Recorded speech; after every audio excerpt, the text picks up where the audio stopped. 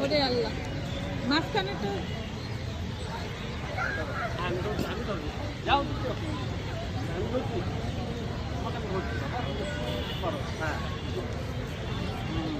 একটু সামনের দিকে যাও সামনের দিকে যাও দুজনে খুব আমি সামনের দিকে যাবো তখন আবার আবার থাকবে না আমাকে বলবা হচ্ছে বাবা আমি থাকবো দাদা আমার দিকে তাকে হাসি দাও